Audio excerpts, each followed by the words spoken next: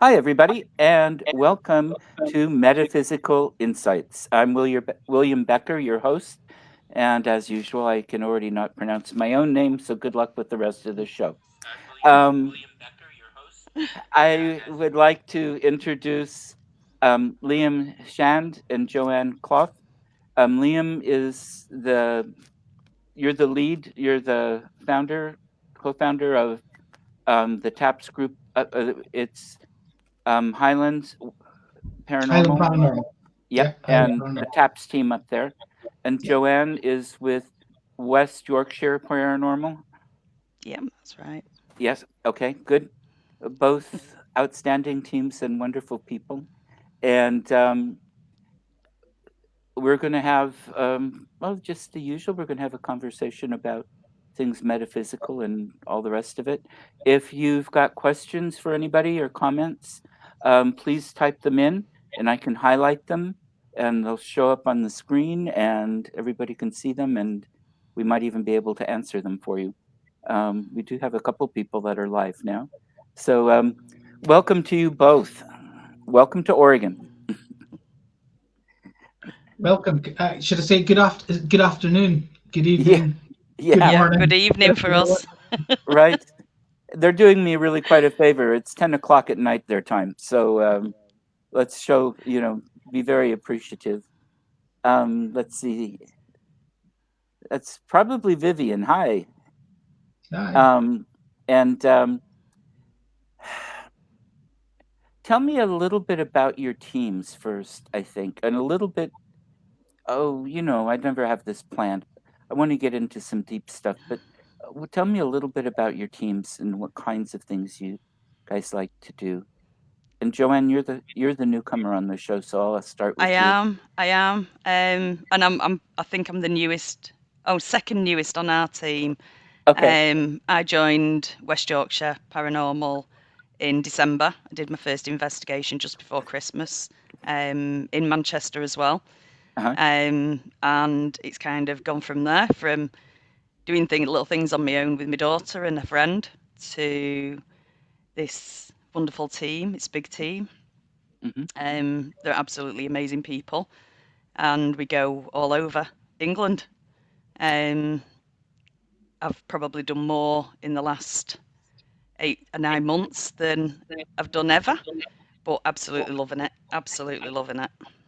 Yeah. Oh, I'm glad. That was Jamie, not Vivian. Okay. Great. Thanks, Jamie. It's good to have you on.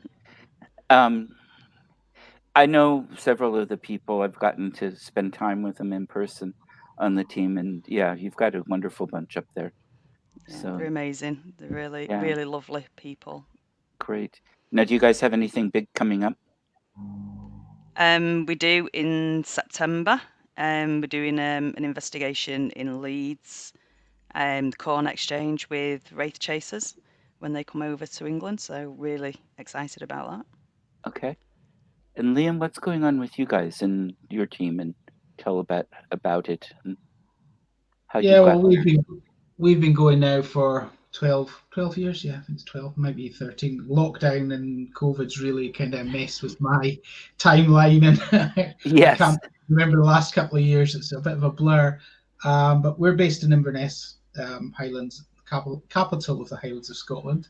Hmm. So, as I said, we've been investigating in the area and a bit further and beyond for about the last 12, 13 years. Um, we do private work. We visit historical locations, the old graveyards, the usual things.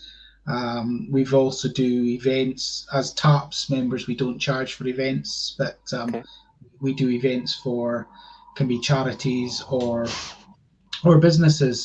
So it's the Year of Story in Scotland this year. So we're doing a couple of events for the Nairn Book Festival at the end of one at the end of this month, and then another one just at the start of next month. So we're going to Aldern Graveyard where we're going to do an old school investigation. No electronic equipment at all. It'll be Fantastic. dowsing rods, pendulums, mediums, and really looking forward to doing that different approach. Aldern is famously linked with Isabel Gowdy, the witch who gave one of the most complete confessions, certainly in Europe. Um, and for that reason is someone that is of interest to a lot of people, Right. and she would have visited that graveyard without question, I think. So we're really looking forward to that, and then we're at Nairn Museum a couple of days later to do that. From there, we move on. We're doing an event at Touchwood House in Inverness. Again, our good friends at Touchwood. Hmm. So that I'm sure that's sold out as well. So that's exciting.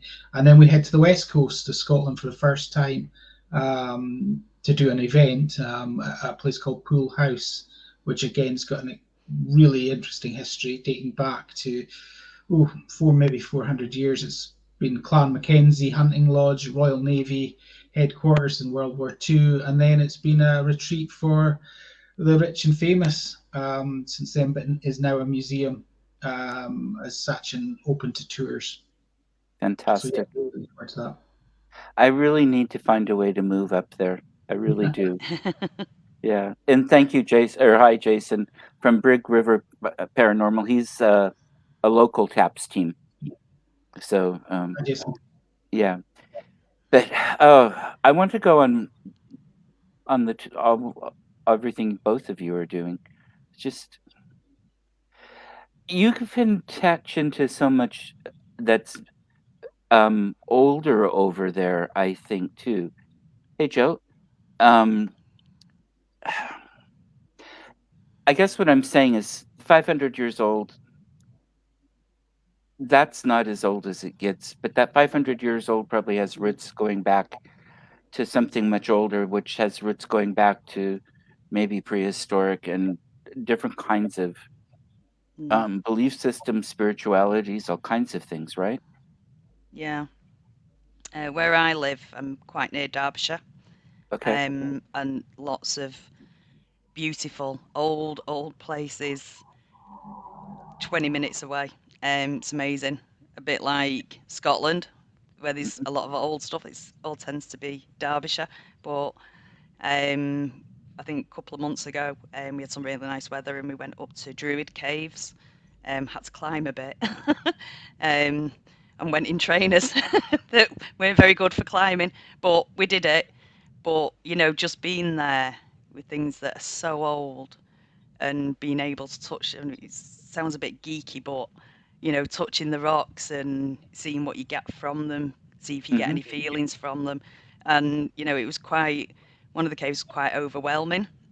Um, that I had to walk out of it. It was, but a really good experience. Absolutely adore it up there. It's Mm. just so historical. It's amazing. Historical and magical. Yeah, Sounds. absolutely, absolutely. Now, are you a medium? No, but I'm Okay.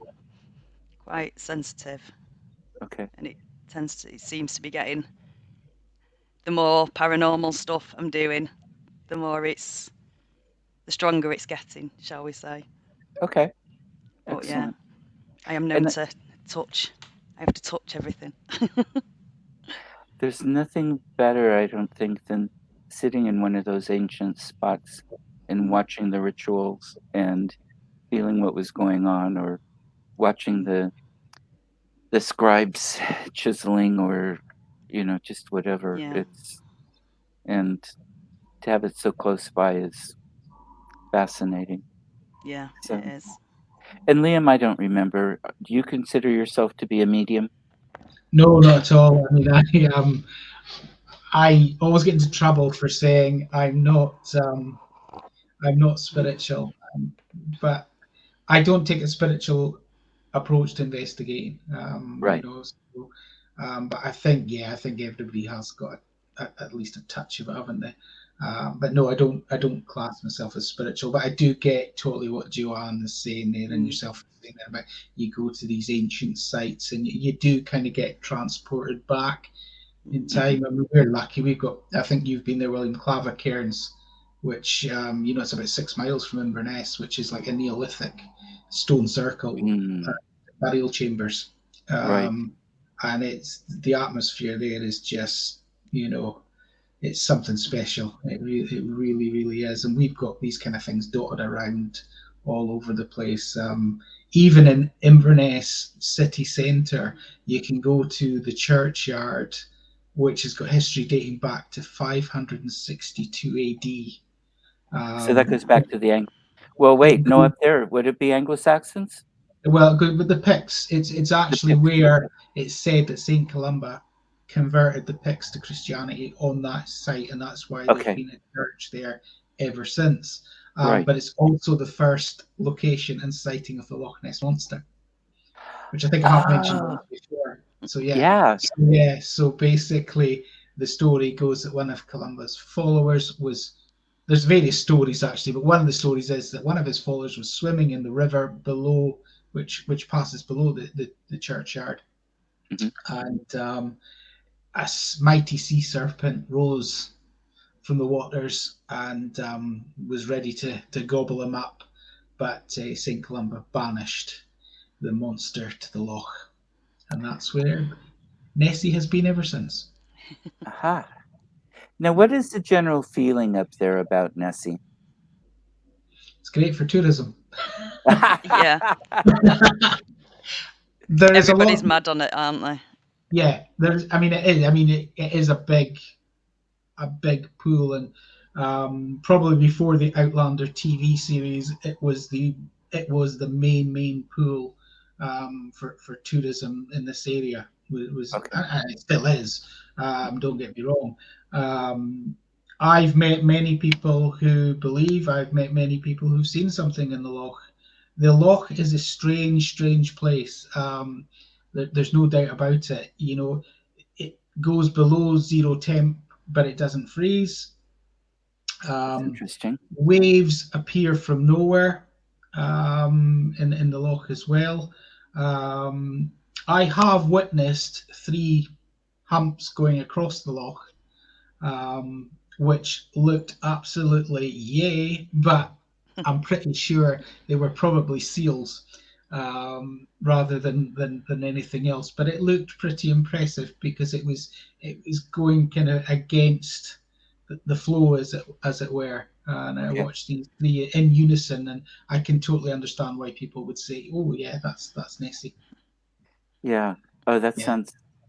I've been there. To the lock in 1984, before probably either of you were born. Um, but I'm old.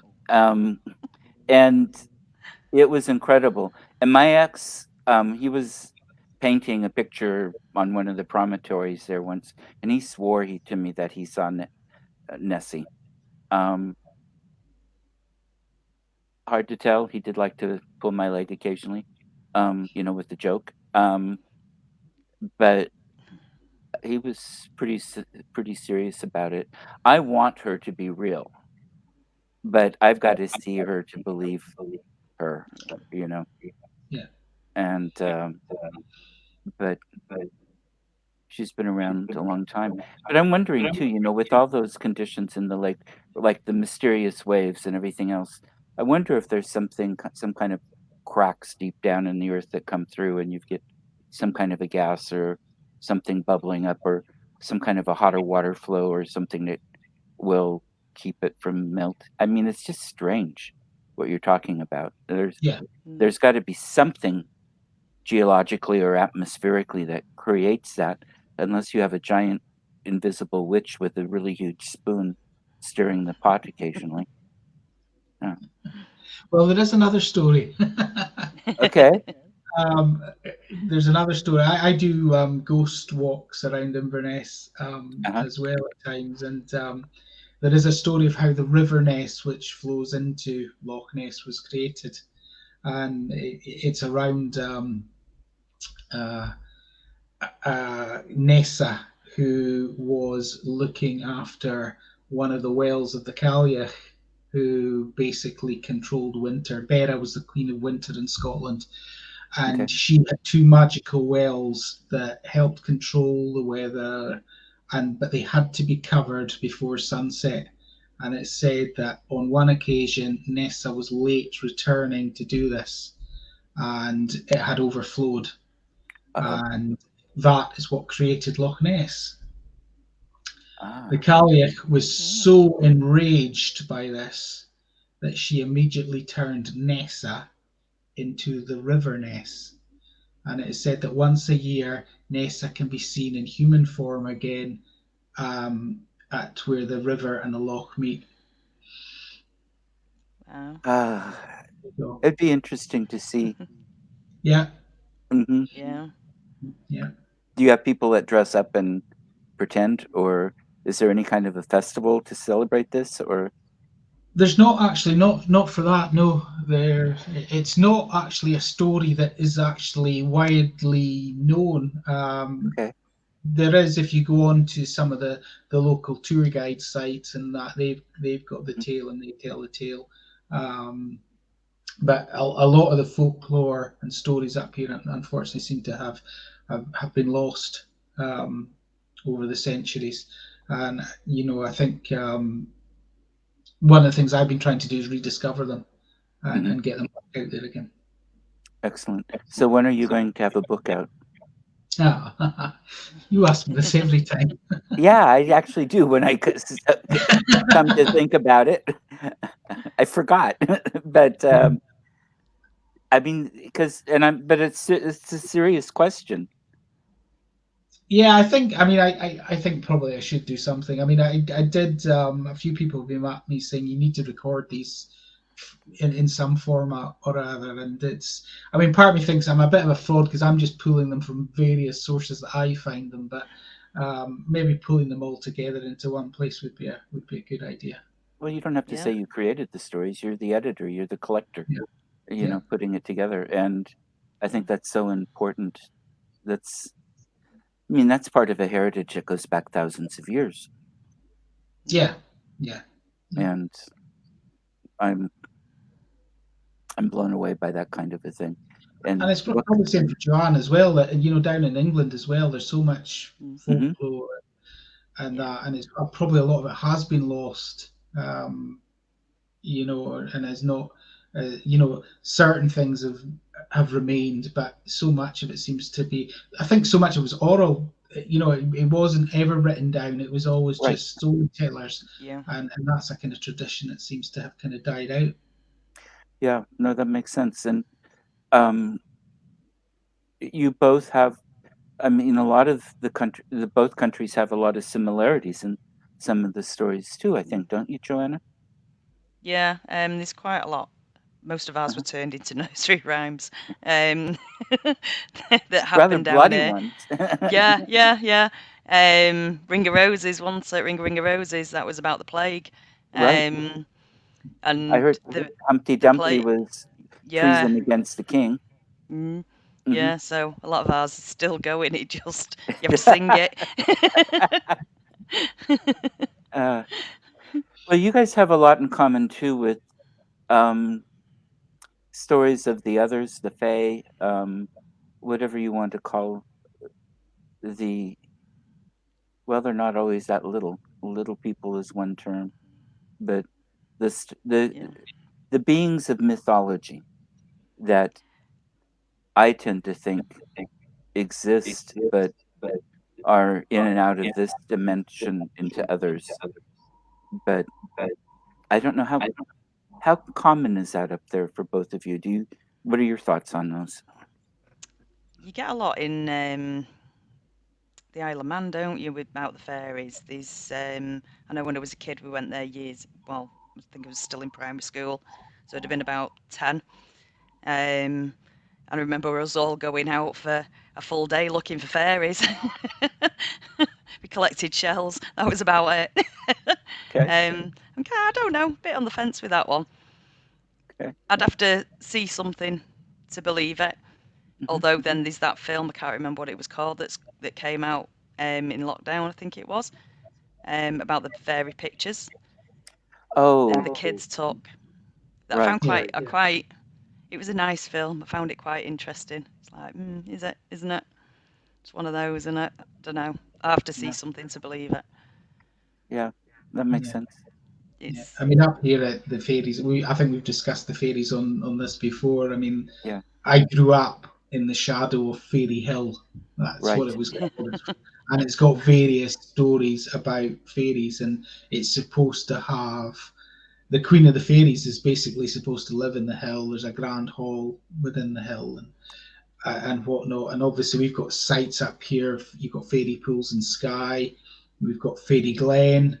Fairies were always creatures to be feared of up Hmm. here. They weren't your, Walt Disney Tinkerbell. You didn't want to cross a fairy, No. and they were always kind of the stories had a lot of magic involved in them, and so yeah, and I've met people who believe in fairies, even had, claim to have had things happen to them, Okay. that have because of the fairies. My favourite story is one where the lady was sitting in the back garden of her property. It was a kind of misty, kind of sunny night. The haze was down, and she had a guest there. And she turned to the guest and says, "This is the right kind of night for the wee folk." And he kind of laughed and scoffed and said, "You don't believe in that, do you?" And at that point, he was hit on the leg by a small stone, and with no idea who threw the stone. Wow. Excellent. I She love it. knows who threw the stone. Yeah, Uh-huh. yeah. And I'd love to believe that that's who threw the stone. That would make sense. Well, your family, your father was quite a believer, wasn't he? Or am I confused? No, not my father. No, my father wasn't. No, Okay. not mine. No. Oh, it was okay. I'm confused. Sorry. Um, I did actually, though. If you know much about, I don't know if you've ever heard of the Reverend Robert Kirk. right. He was the one. Wasn't he the one that was um doing supposedly a lot of research with them? Hmm. Yeah. So it's quite bizarre, and when you think about how the church, if we go back to, I think we're talking 1700s here, 17, 1800s. It must be 1700s, how 16, 1700s, how the church at the time were seeing things, the witch trials and whatnot. Yet for some reason, they tolerated um, Reverend Robert Kirk and his research into fairies and the likes. And what he did was he collected a lot of eyewitness reports from Hmm. Mm. his kind of parish, and he documented them. And he has various theories about fairies. That we all have a doppelganger. We all have a fairy who Okay. shadows us through life. Um, and he had various, as I said, theories on it. Sir Walter Scott actually published his papers, and you Okay. can buy the book. Right. Which is a fascinating read. It's a bit difficult. It's in kind of Scots language in places and old language, so it's a bit of a tough read. But actually, we do an open meet twice every sort of 2 months, and at the Hmm. last one, we actually met, and we couldn't believe this. I think it was the great great great granddaughter of Robert Kirk turned up. Oh, fantastic. Yeah, yeah, and she's got the gift. Excellent. Yeah, Excellent. yeah, yeah. Liam, I'm just looking at that picture behind you. Isn't that a fairy? It could well be. Yes, The yeah. calendar. Yeah, Well, that's what I, I'm with Joanne too. I need to see things to believe usually, but I have seen them, and I've seen them in this country as well as over there with my own eyes, and I don't do hallucinogenics, and um some of the time it's been the middle of the day, some at night, and so I don't expect anybody to believe me because, hopefully they don't think I'm lying, just misinformed or whatever, but I I need to look at each case individually to see, Mm. but I know there's something out there, and I've had what I think I have had mental communications. Um, maybe I'm just mental, but I th- I th- I think there's something there, and I think they're in and out. Um, I know they're highly believed in and respected in Iceland, and yeah, it just doesn't seem like they're um, there's more to it than just a nurse retail. I think so. I don't know. You can't discount it, and we can't discount them in our field. We can't say Yeah. on one hand ghosts exist and fairies don't. That Don't. just, Right. you know, you can't. You have to have an open mind to Hmm. all. Um, and I think I was actually having a conversation earlier this evening with some people, and we were all saying the same thing. If you look at different cultures across the world, Mm. long before we had the internet, we had telephones, before we could really travel. Yet there's similar stories across the world of ghosts, of supernatural beings being seen and witnessed in different Mm. parts of the world. Um, that cannot be a coincidence. Right. There has to be Yeah. something behind that. Um, and, I firmly also believe that if we go back far enough, sort of pre Christian, that probably we were more open, more spiritual. Right. Mm. I think, and I'm not getting into bashing religion here in the slightest, but I think that when Christianity and that came along, it put a control in place that actually shut off, for want of a better term, that third eye. And a lot was then lost. Hmm. I firmly believe that you can't discredit the fact that different parts of the world were coming up basically with the same story. Yeah. Exactly. And Yeah. especially things like this that aren't simply a story to keep the kids out of the woods or away from the lake because they could get eaten by a bear or drowned. I mean, there are a lot of stories that you can tell that they have a life saving purpose or whatever, that you scare the kids away from doing something stupid. But well, the horned man, for example, he's seen as a watcher and a protector by Native American culture and also by a lot of the Celtic cultures. Um, I don't know how much earlier that would go back, but I mean, that's just one example. And we don't have any evidence of the peoples really interacting at 900 BC or something like that. I don't know how old that story is with the Native Americans here. Maybe something came across on a land bridge. I mean, we keep finding out that different groups of people throughout prehistory were more connected and traveled and did things more than we thought.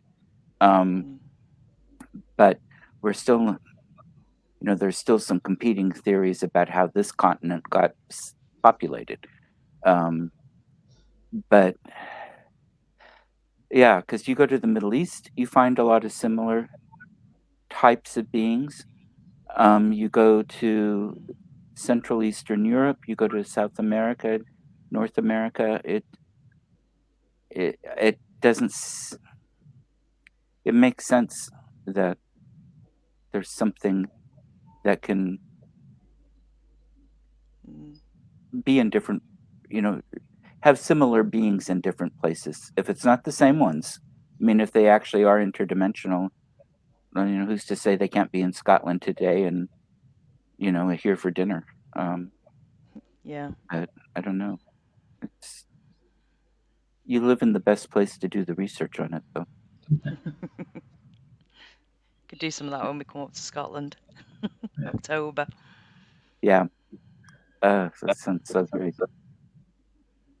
But and I agree with the idea too with the church, especially the Roman Church. I know Celtic Christianity was far more open to the early traditions and a lot of the non Christian traditions, and then once it became the Church of Rome, the dominant force that changed. But I think you're right. It makes a lot of sense that that's part of Mm. what cuts it off. So many of the old beings and the old gods were turned into demons. You know. Yeah.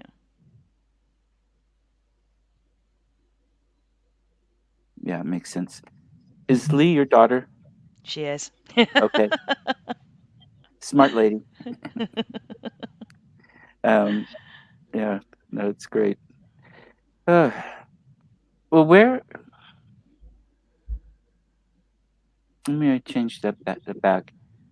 I think what are the most interesting parts of the metaphysical world, paranormal world to you too? What what is it that fascinates you the most? I think as I've got older, for me, it's getting closer to it, isn't it? So, but I think it's the history that fascinates me.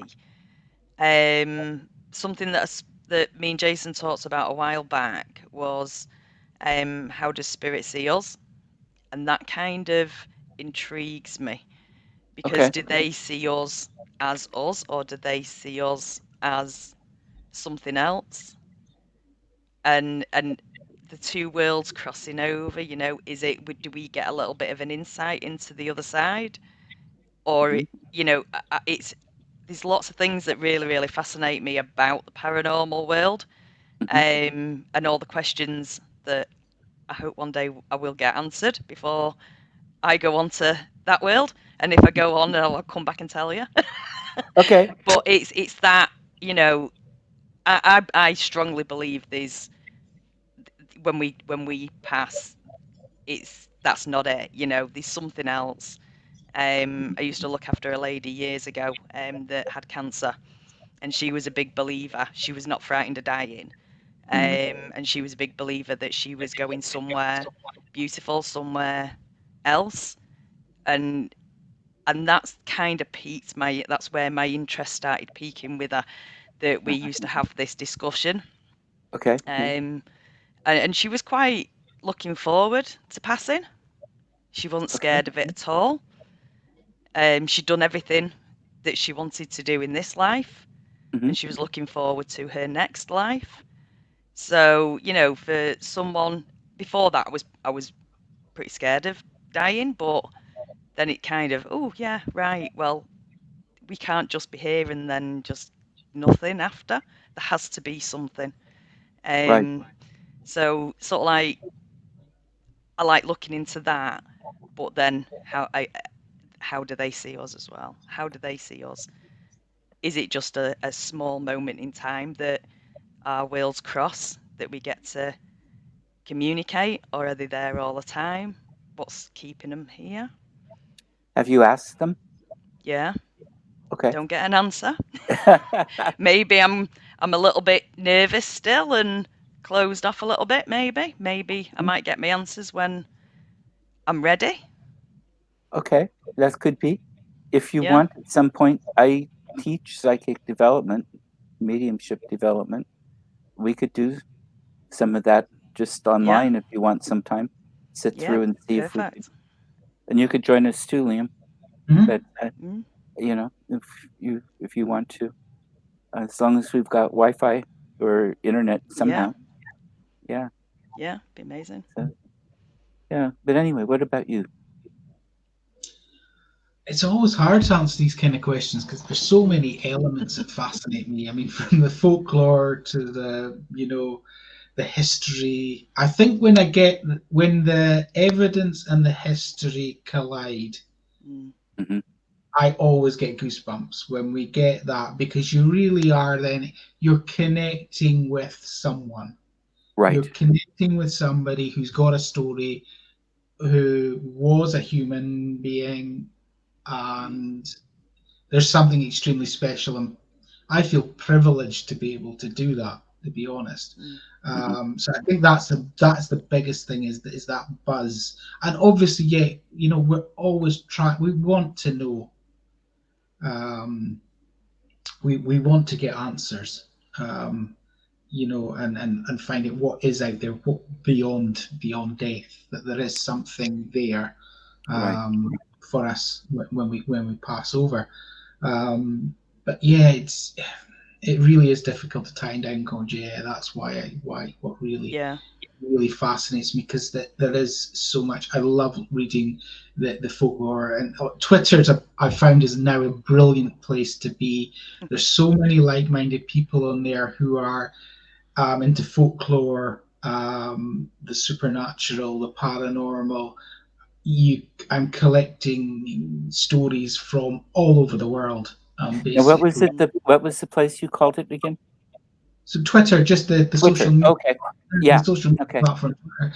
And I'm My quite ears. sure I thought probably, I heard Fletcher, and I didn't know what that was. So, okay. It's so my there ears. is, It's not your accent.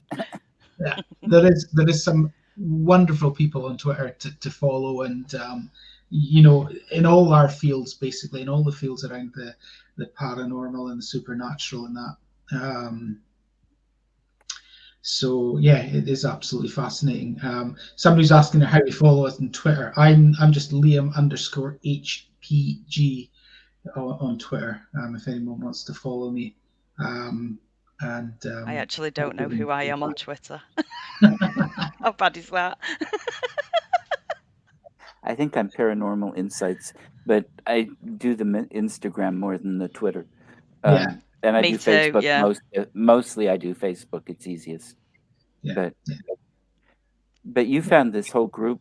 I mean, it's fascinating. I haven't seen a group like that, um, that is with the stories and such in the history as much Yeah, as and I'm quite in sure folklore. I'm not even scratching the surface. These are just people that that I've come across because other people that I know have Uh-huh. retweeted them and whatnot. Um, so yeah, it's and it's all kinds of subjects. Lady Susie Lennox, for instance, she's her field is body snatching, which is fascinating. And you really get beyond the Burke and Hare Hmm. story, which everybody knows about, but there was so much more to body snatching than that. And I don't know if this is actually the same in England, Joanne, but in Scotland we got a lot of watch houses and graveyards. And I don't know if it's the same down there, but we had a lot of watch houses built to actually guard graveyards against bodies being robbed. Makes sense. And Yeah. even graveyards in remote parts of the Highlands have got watch houses, Mm. which is I find fascinating, because when I, naively think about the resurrection men, it's Edinburgh I always think about, or we know the big cities in England where there was medical hospitals. That's where I Mm. thought it only went on, but they were pinching bodies all over the place. Yeah. Well, if you throw it on a slab of ice, you can keep it kind of fresh for a while. Yeah, Yeah. Yeah. yeah, Do. Ah. Oh, it's fascinating. yeah. And I like the way things um merge together too. I mean, Mm. to me, you don't have the paranormal without the history, and you don't have the history without paranormal. And I I work with several history organizations here in town, and um, they're all haunted houses. Um, some of them admit it, and some of them don't. Mm. Our biggest fundraisers are always the ones that focus on the paranormal, but Yeah. because people around here anyway are interested in that and tied with the history, Mm. and we use then the ghosts to help tell the stories and the history of a place in a way that gets people hooked in a little bit, especially younger people, the kids, even grammar school kids as well as teenagers. It's a great way to get them to take an interest in history and some of the world Mm. around us in a little different way. Um, Yeah. People always want to know the dark side and the shady side of history as well. And in this country, most of our towns like to just present the clean version, but it's always the other part that's far more interesting. And I think Yeah. over there, I think people are more willing to the the towns and places as a whole are more interested in allowing the more complete balanced history to come through, not just a cleaned up version, because it really does bring in tourists. I mean, it's fascinating to people. I don't know, maybe I'm wrong, but it's my experience that um, it's easier. It's not buried under the underground as much as here. Mm. I think that's probably the case in Edinburgh and York and places like that. But actually, up here in the Highlands, what we would call dark tourism, Uh huh. nobody's really bought into it. It's been one of our biggest challenges as a group, Hmm. um, in that there's so very few places who seem to actually realize the opportunities. The Mm. amount of tour guides and I speak to who all say the same thing. The first thing we get asked, is it haunted? Where can I Yeah. go? Yeah. Yeah, it's something. I'm the only person in Inverness, for instance, that does a ghost walk. There's no other ghost walks. Mine's is a free ghost walk that I do. I don't do them through the summer. I only do them through the winter months when it's a bit darker. Um, but I will do one if somebody was coming over here or whatever. I will say just book me and I'll come out and take you on a walk around. But Hmm. it's really frustrating up here. I'm so jealous of York and Edinburgh where it really has been embraced, whereas up here it's something that I think maybe it's something to do with the Highland psyche in some ways that we tend to be a quieter race of people now. We're not in the face of people. We're quite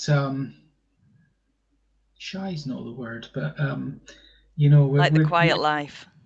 yeah, I think, and the other thing is religion up here still had a very, very big hold until very recent times. Okay. So again, you had that side of it again. Um, but yeah, it is something that I think you know could do a lot better up here. Certainly, I mean, don't get me wrong. There is certain places like there's Tulloch Castle in Dingwall, which is now a hotel, which is haunted by the Green Lady, and they have the Green Lady bar. They'll do tours and everything. So there is the odd Mhm. place, but yeah, compared to the likes of York and Edinburgh, where Mm. it's really in your face, Yeah. with ghost buses, ghost tours. You've got in various locations in Edinburgh that I know of that are, they're haunted. That's why people go there. Mm. Right. Uh, and I think it's the same in York. So I'm not sure about Manchester and places like that, but Stockport, we have a guy that does a ghost walk, and he draws in a huge crowd, but he's a big entertainer as well. Hmm. We see him before we hear him. So if we're out, he makes it really interesting. I keep saying I'm going to actually pay and go on one of these things because everybody seems to get involved with it. So I Hmm. think people are more open to it um, than what they were. Okay. He's been going for years. I've been at my work for 11 years, and he's been going that long. Wow. And when I first started, he'd probably have 5 or 6 people. Now he's like got a huge crowd. When he goes out, it's like, Yes. wow, look at all these people.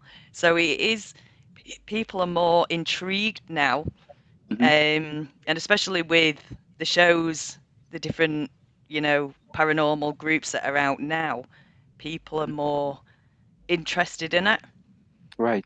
and very open to spirit worlds and ghosts and demons. And I mean, I can't go like an hour in work without someone asking me something or coming up from another floor, and oh, I've got this, what do we do with this and this? And it's like, it's people are more interested now, the more they're getting proper into it, especially now. Sort of like American programs are really accessible now, so we get all the American paranormal groups that are huge over here.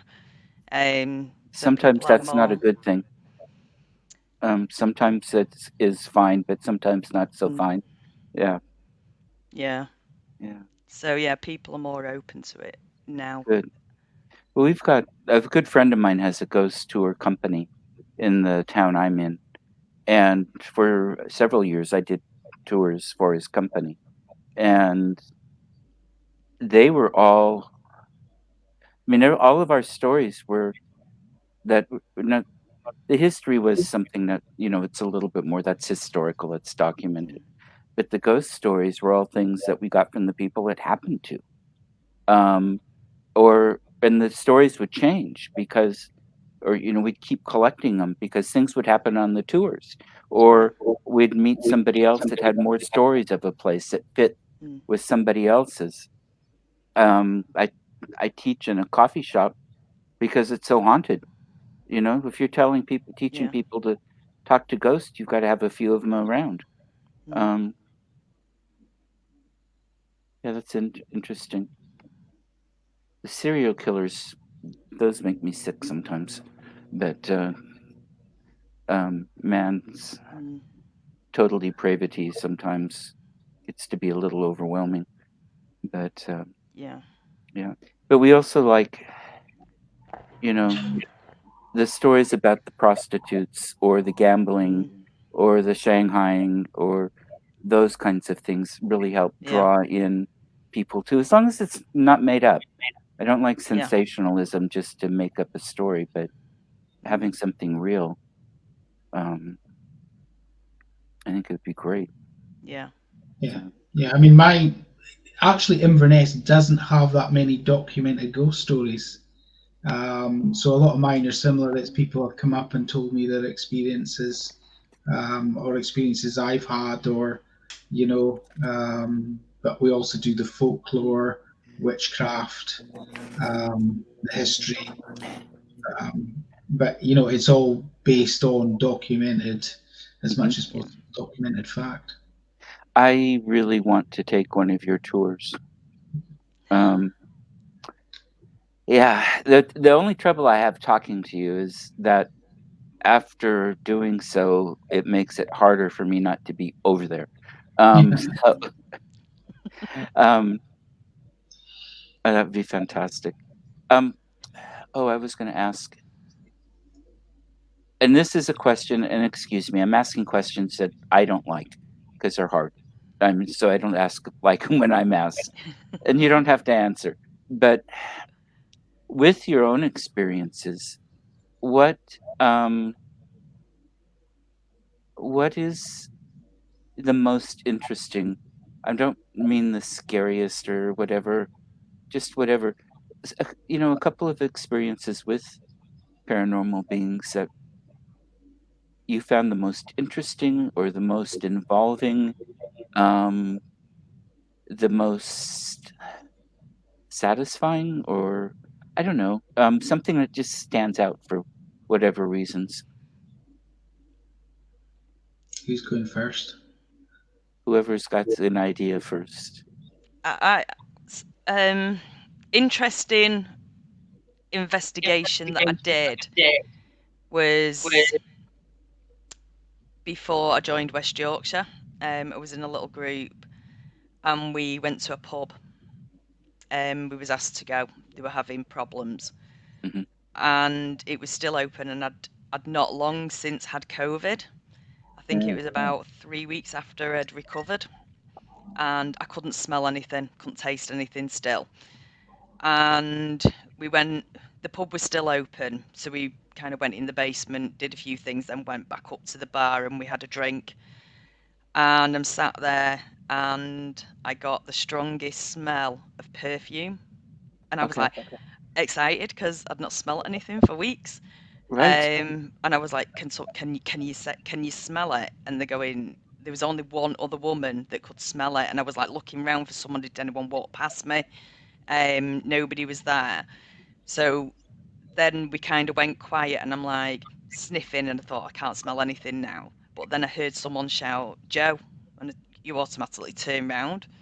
There was nobody behind me except for the guy behind the bar, and I kind of looked at him and I went, "Did you just shout me?" Then he went, "No." So he came over and he said, "Why?" I said, you've just shouted me. I said, I know it came from that way. And he said, I haven't. So I said, well, is there anybody in here called Joe? And he looked round, he went, no. We did our investigation later on in the night. We decided to get my portal. We got the people, there was 3 men that owned the bar, and the wives were there, and we all sat around a big table. And there was things coming through that were relating to one of the guys. He was in the army, the special forces, and he'd lost a friend. And this information that was coming through was directed at him. Okay. And he's going, prove it, prove it, prove it. So after quite a while, we then had, sorry, I'm just getting a message on my screen. He said, just give us one last thing, and we got all different bits of equipment set up. And my portal stopped sweeping, and it just went deadly silent for about, it seemed like ages, but it was probably only a couple of seconds. And this voice came through and went, I'm all right. And as that happened, this big gust of wind came from behind me and just went right through us, and everything prickled on me. When this voice came through, it was as clear as day. It went, I'm all right. And then it started sweeping again, as it would normally. And this guy just burst out crying, and we was just like, wow, what was that? So that was my absolute 100% wow moment Oh, that's right there. fantastic. Yeah. And it was quite emotional. He was crying, we was all crying. Right. We didn't know this guy. So yeah, but that was my biggest, and kind of the, up to now, probably one of the best things that's come through. Fantastic. Yeah, that's a hard Your one to turn. top. No, I'm not going to talk that actually. Was It's not a fantastic. competition. Yeah, that was fantastic. I've had a few. The one I always kind of, when people ask me this kind of question, I always kind of default to who we call Bert. Bert recently got me into a bit of trouble. Well, he didn't get me into a bit of trouble, but I was kind of misquoted, and as a result, a few people, including Jason, and I had quite a laugh at me being described by one of the newspapers over here as a paranormal expert when I told somebody a story. And anyone who knows me knows that one term I hate is paranormal expert. Right. Yeah, because well, you know, and I know there's no such thing. Right. But basically, we've lost John. Basically, what took place was we had visited this house previously, which had connections to the Jacobite uprising of 1745, and the actual laird of the house, he had, with his manservant, had taken part in the 45. We've got the records. We can see he was at various battles. He was at the infamous Battle of Culloden. We know he escaped. The story goes that the laird then had to go into hiding, and that basically Bert had helped him escape. But when we were doing events at this property, Durn House, and we were using dowsing rods to try and communicate, and we hand over our equipment on events to the public, and we're there to guide and help the public, but it's the public's choice. And on this occasion, there was a girl in her late teens who was using the dowsing rods, and we started asking questions and asking the rods to behave in a certain manner. And we worked out we were talking to Bert. Now, we asked the same question more than once in a different way, but we always got the same response. And the response was always accurate with what we knew from history. We then asked the question, like, so how many spin the rods for how many spirits are in the room with us apart from you, Bert? And the rods just started going crazy. So we told him to stop, and we says, Bert, are you laughing at us? Are you having a joke with us? Yes, he was. We then asked him, does he like the girls? Does he like the ladies? Yes, he does. Um, and so we actually, this went on for about 15 minutes. It was It's pretty amazing. impressive stuff. And at that point, we thought, right, we'll take a break. The rods were handed to another lady, and absolutely nothing happened after that. Roll on a couple of investigations later, and we're doing another event at Durn House, and we split into two teams. And halfway through the night, Lynn, who's in the other team, goes to me. She goes, we bump into each other on the stairs, and she says, "You had Bert tonight?" He goes, "No, no sign of Bert at all." And she goes, "That's because Bert's with us. Bert's been with us all night, um, with another young red-headed teenager, late teens." So we've worked out that Bert likes the redheads, young Likes the red young redheads. likes young. So that one, I love that. I love that the interaction that we had there, Right. and it gets very, it gets very personal, and you find, to me, you find a bit more about his character, as well, and how he might have been in life. So I do love that one. I've had other ones that have been fascinating that in some cases have turned out not to be paranormal, but being every bit as fascinating. Hmm. Uh, we had one case. It was a horrific case. The story was horrific. It involved a child who had had trauma in their early years, Mm. and um, they were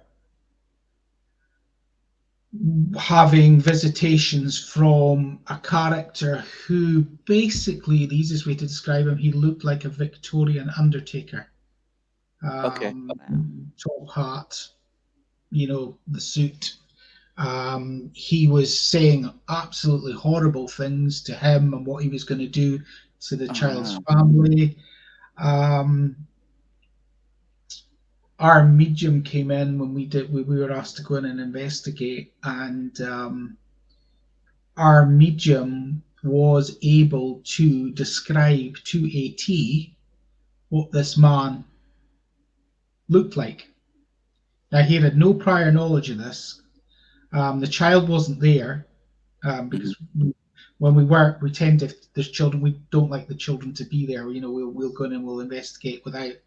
Right. Um, what the child was, that this manifestation the child was seeing, the child psychologist basically was saying was the trauma. It was the child's trauma. Yet our medium managed to pick up on I would say, the energies of that trauma, even Right. though the child wasn't there, which I find absolutely Mm. fascinating. So it's like the trauma created an entity that was um, there, whether or not the child was there. It was almost independent anymore. Yeah, it's not your traditional ghost. It's Right. not a ghost. It's not. This character is he never existed. Right. Okay, that the point here is this car. That's what they were saying. This character actually never existed, but the Exactly. psychologist was basically saying that this is the child's trauma. This is how the Hmm. child sees the trauma. Um, and as I said, it was a horrific case, but at the same time, absolutely fascinating. And I still don't really have answers how our medium was able to pick up on that. That's fascinating.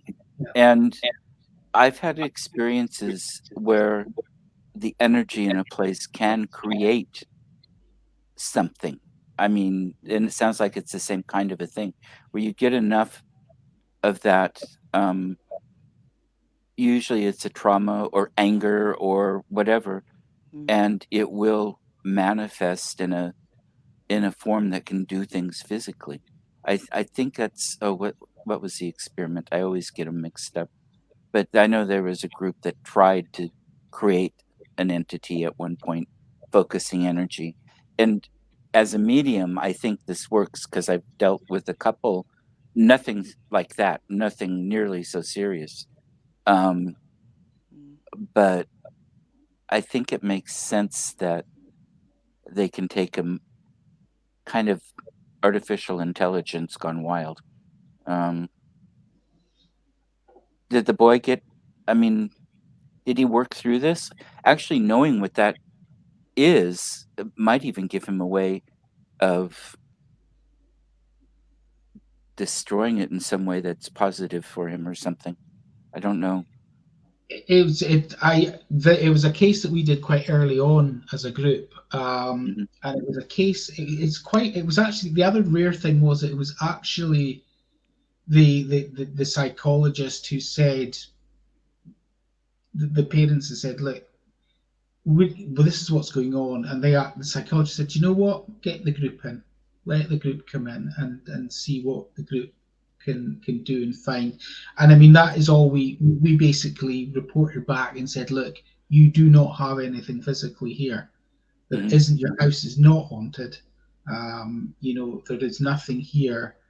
This is basically, you know what you're seeing it isn't real, though it's Right. very real to the child. Unfortunately, what we were told, and it was really tragic about that case, is that they felt like, from a psychological point of view, that the child will never fully recover from what took place. Oh, that's Um, horrible. it really, really was horrible. But we have done other ones with not as extreme, but we have managed to help. Okay. Uh, So yeah, and that's really rewarding when on a couple of occasions, one in particular sticks to mind where we were actually told afterwards, you know what, you have turned that child's life, troubled teenager, you have turned that teenager's life around. Um, so yeah, that's really rewarding. Fantastic. That's an interesting piece that you don't hear about very often, Mm. people doing. Um, you hear about the ghosts and such, but you don't. You're the first group I know that have worked with this kind of entity, whatever you want to call it. I don't have a good name for it because um, it's something that's created and put out there, but it's not something that's been a living being. Yeah, And it's also very challenging, and I know Joanne, I spoke to Jason about this and Anna as well at times. I saw, by the way, hi Anna, I saw her pop up. Yeah, and She's has watching. joined us. Um,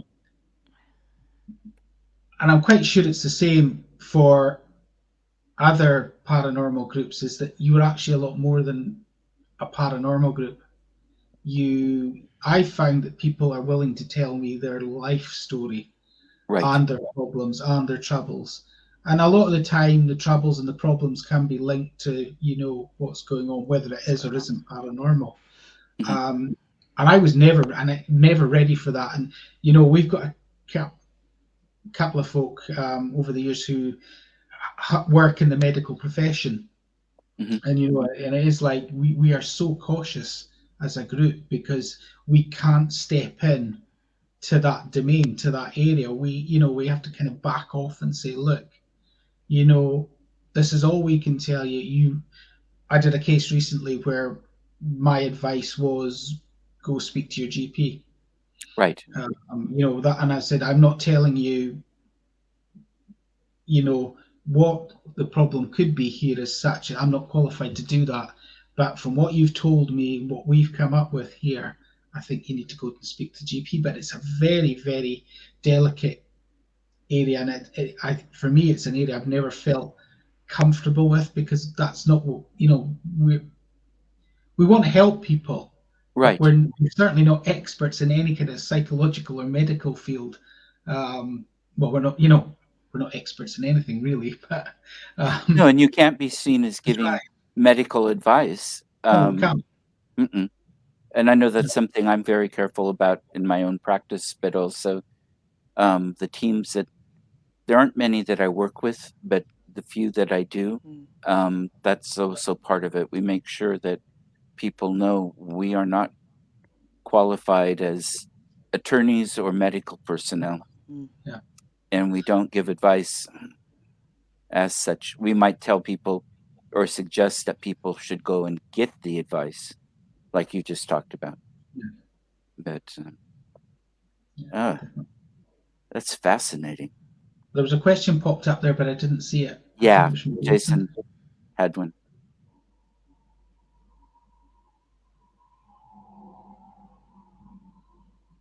Right. I've not been to client's house, but I am going to shortly with Jason and Anna, Okay. which is quite exciting. So I'll let you know. You might want to close your ears off while I talk about it. Yeah, But I do deal with difficult people every single day, so it's that part isn't going to worry me too much. I've had a lot of difficult conversations in the job that I do, so yeah, I'm quite that. I think, as a rule, 99% of our cases probably we've not had this problem, but we have had a few. One in particular where they actually got very aggressive with us Mm, uh, because we just said, "Look, there is nothing here," and I even did a follow up, which in reality I shouldn't have done. I should have just said, "Look, that's it." But I said, no, no, they'd moved to a different property and they said the activity was still happening. I says, well, you know, we didn't pick up anything. All the activity that you've shown to us, we debunked. right. They didn't believe us. Mhm. Um, but yeah, as a rule, thankfully, majority of people we've dealt with have been okay. And um, there's the odd one who clearly they want something and they Right. may have a reason for wanting that. There may be a motive behind it. So, you have to be really, really careful as well on that side of things. But yeah, Yeah. we've had the one that I can really think of, and he was going to report us to TAPS and all sorts. And yeah, it just got a little bit horrible. Yeah. And it's just Yeah, and I've seen it. I've seen other groups saying the same. It happens everywhere. Unfortunately, you Yeah. can't give everybody the answers they're looking for. Some Mm, folk, yeah. as I said, they're happy with that there's nothing there. Some folk are happy there is something there. Um, but yeah, as I said, you're always going to get the odd one who, they as far as they're concerned, they are convinced before you've even walked through the door. yeah. And sometimes, sometimes there's the notoriety of having it. Sometimes I know people over here who have cases where um, tenants in apartments have wanted to prove their apartments were haunted so they could get out of leases and have not been happy when none of the groups that have in would validate their claims. Um, do you get this is something that I've heard about from TAPS groups over here is that there are times, not that infrequently, when people call up for an investigation and find out that Jason and Grant and the TV cameras aren't going to be there. They no longer want the investigation. Do you have that very much? I've not come across anything like that, but I'm quite new to the team, so I Yeah, don't know whether Anna's still here if she can answer that one. yeah. Liam, have No, uh, not really. No, normally we've got to explain who taps are. Yeah. well, yeah, and I guess maybe it's Yeah. just maybe the show is more common over here, and these stories that I've heard of are more from few years ago. So I don't know how much that still happens, but okay. Yeah, I can totally get in America where they would expect if you call taps, you're going to get taps.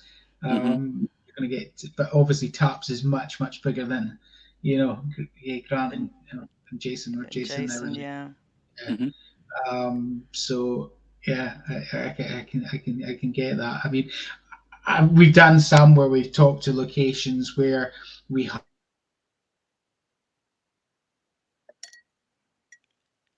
Let's see.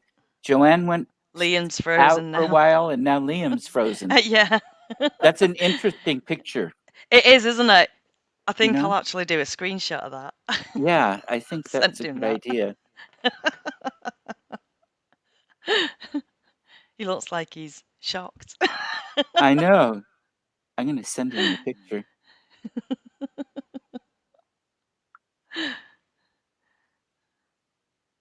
Yeah.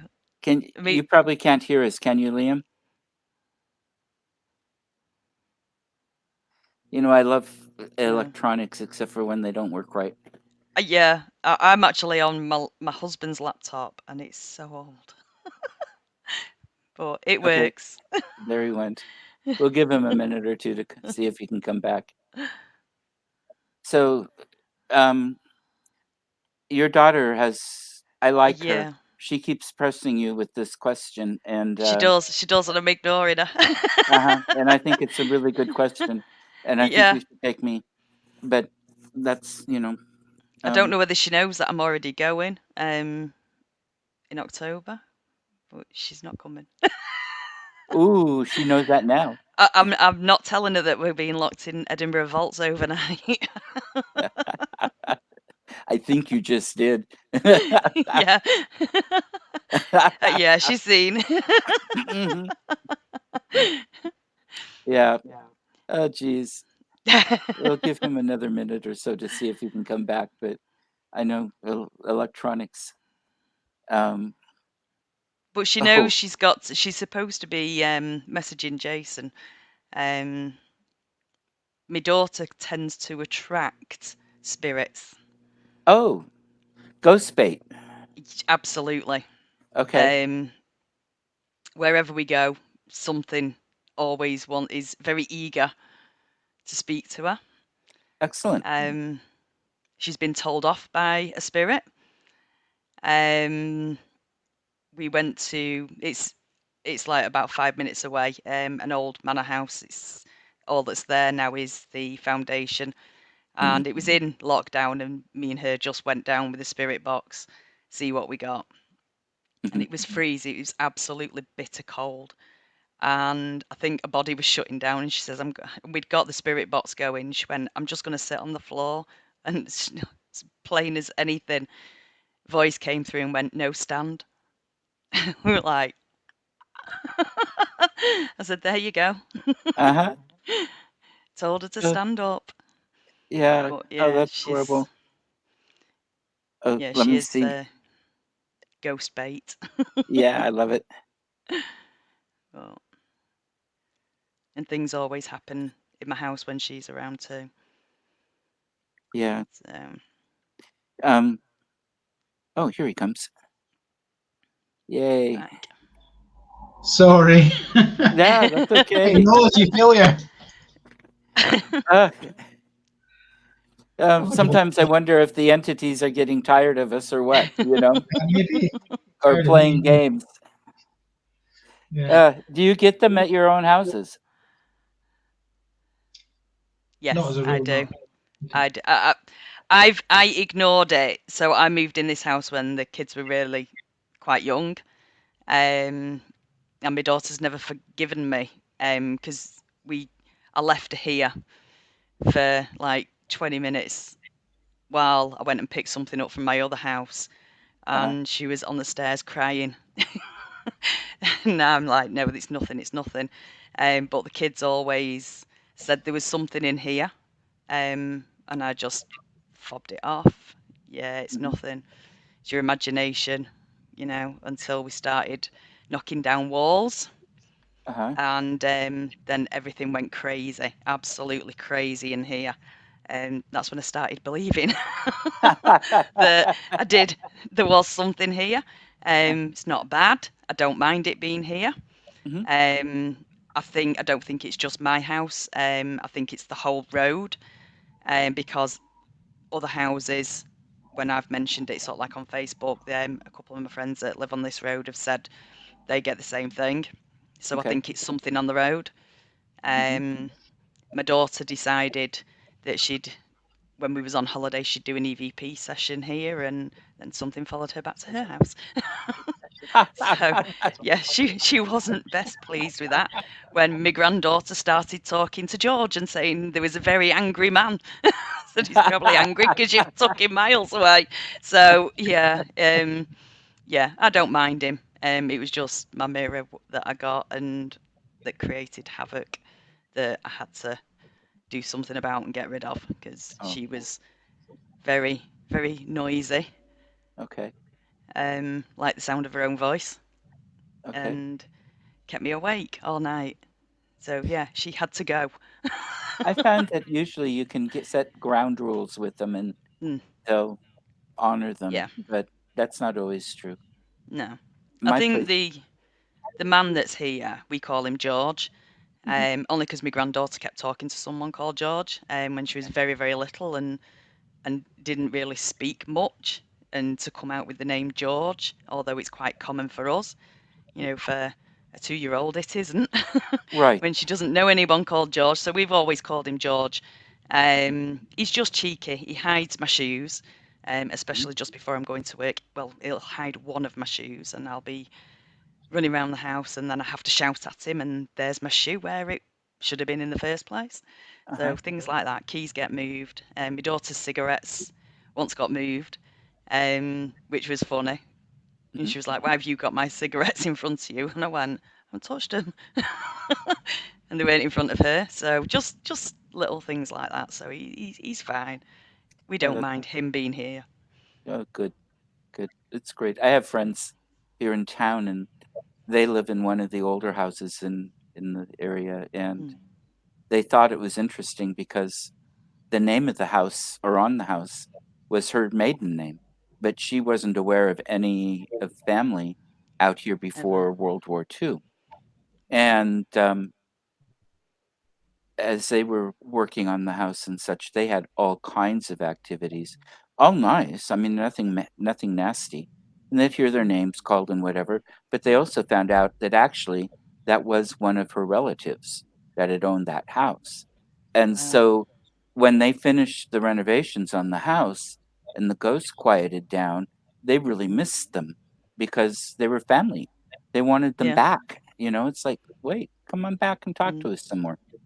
No, it yeah. was comforting, Yeah. He and, didn't like my music at all. okay. And he used to throw my CDs at me with Michael Bublé on it, play that, which was quite funny. 'Cause it's like, Yeah. yeah, I'm not playing that. You're having Black Sabbath and the Sex Pistols. Yeah, So, in this period, that probably would have gone over yeah, very. yeah, he wanted something easy listening. It's like, no.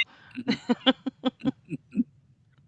Well, here mostly what I get here is and my parents had the house built. Nobody when I was a kid, this was a field on the verge of a Mm, filbert orchard, and, um, my mom used to see things in the house, and just figured it was her eyes, mm, but I've you see bits of color, like parts of clothing or mm, different thing flash here and there. You can see shadowy things move around. You every once in a while, something seems to not mm, be in the right place. Or one day I had there was a party or something, and the coats went on the sofa in the study, and afterwards there was a 10 kopeck piece on the coat or on the sofa right in the middle that hadn't been there. And yeah, it's like, "Oh, okay, that must be grandma." The grandma that immigrated German, but immigrated from Russia, part of wow, Catherine's Germans back there. And, little things like that every once in a while, or something will wind up under the table from on top of the table, er, yeah, but, they're fine. Half the time, I'm not paying attention and don't even notice them. So, yeah. mhm, Yeah, he but didn't like it when we knock down walls at all. One of the things that I tell people, and it usually helps, is that when you're going to do work on the house, talk to them about it, tell them what you're going to do and why you're doing it, and make sure they know it's because you love the house so much. You want to make sure that Yeah. it stays in good shape and that you're Mm. taking care of it and making sure you can live well in it. And it's not that you don't like it; it's that you do like it, and Yeah. then that usually settles it for them. I Mm. find, at least here with our ghosts. Your Yeah. your English ghosts might be a little bit more uppity about it. I You were don't know kind about of the dreading Scottish when we did the ghosts. garden. I'm like, I was going to react to that. So we had a digger digging up the whole garden. I'm like, oh dear God. But I Or did you actually could, shout out. where both of you live doing something like that, who knows what you could find in that garden? You might find a Yeah, 1,000-year-old grave or a part of a monastery or a burial cairn or maybe. yeah. We Well, actually found a knife buried in one of the walls that they knocked down. The builder came in. He says, "Look what I found in your wall," and it was a huge, big knife. It had no handle, and I just said to him, I looked at it and I went, "Just put it in the skip and don't tell anybody." was it old? I don't know. I didn't look. I just said, "Put it in the skip." Oh, So don't tell the kids. And of course, the kids came home, and it was the first thing he told them. uh-huh. And my son went mad. You should have got that blessed. He said, "Get it out so you could go through this. It's half a kitchen wall in that skip. You're not gonna get to that anytime Uh-uh. soon." So no, we left it. Oh, I love it. The Uh, builder got glared at. mhm. Yeah, I love it. There's so many great things. Well, how do people get a hold of you or your teams? Or, let me put that in the comments. Yeah, so we're on Facebook, West Yorkshire Paranormal Society. It comes under Okay. um, Twitter. I did look and I've forgotten Joanne Clough 3. But I don't really go on that a lot. Mostly Instagram for me. Prefer Instagram. But yeah, just Joanne Clough. You search for Joanne Clough and my Facebook. But most of the Okay. time I'm just on the Teams chat, Okay. and you can message us through that as well. There's a message Okay. button with that as well On face on on Facebook. Facebook. Yeah. Yeah.